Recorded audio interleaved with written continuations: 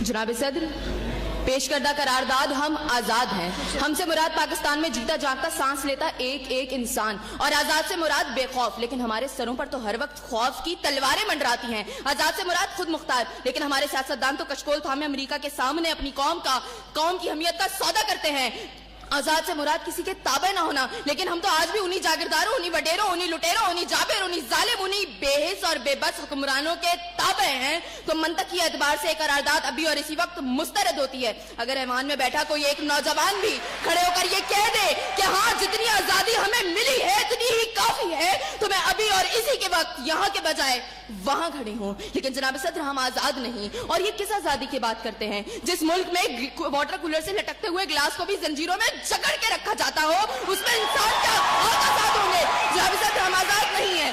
जनाब सदर, असल में मवाफकत में आने वाली मुकर्ररा खुद को डिज्नीलैंड की प्रिंसेस समझती हैं, क्योंकि ये जो कहानी हमें सुनाती रही वो पाकिस्तान तो हमने कभी देखा ही नहीं। जनाब सदर, जिस मुल्क के सियासतदानों की तरक्की का आलम ये हो कि उनकी दौलतों में दिन दुगनी और रात चुगनी होती हो और तरक्की का दारोमदार ये हो, तो फिर मैं कैसे कहूँ कि हम आजाद हैं? जिन मुल्क के सियासतदानों के नाम पनामा लीक्स में लीक होते हो और स्टोर मचने पर फकत अवाम को लैपटॉप स्कीम का लॉलीपॉप दे जाता हो, तो मैं कैसे कहूँ कि हम आजाद हैं?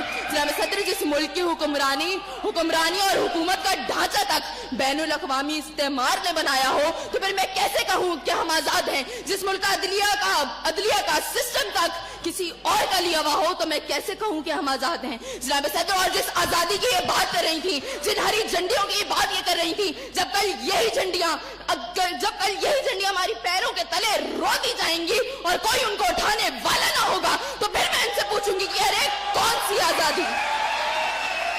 जनाब सदर, हम आजाद नहीं कि जब कश्मीर में हमारे भाइयों को मार मार के उनका भुतस निकाला जा रहा था, तो हम भारतीय मूवी सुल्तान को पाकिस्तान में सबसे मकबूल तरीन फिल्म बनाने में मसरूफ थे। तो मैं कैसे कहूँ कि हम आजाद हैं? जब बॉर्डर के पार हमारे मुसलमान भाइयों को मारा जा रहा था, तो मेरे मुल्क के सियासतदान आम की पेटियां और साड़ियां तोहफे में उनको भेज रहे थे। तो मैं कैसे कहूँ कि हम आजाद हैं?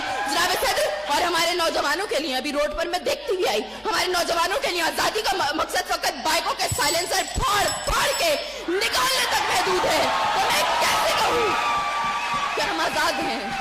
और जनाब सदर, जिस आजादी की ये बात करती है, शायद वो फकत सिर्फ दहशतगर्दों को हासिल है, क्योंकि अब उनका जब जहां जिसको दिल चाहता है मार देते हैं और बड़ी आजादी से आकर मीडिया पर कहते हैं हाँ जिम्मेदारी कबूल। तो जवाब में हमारे सियासतदान फकत मुजम्मत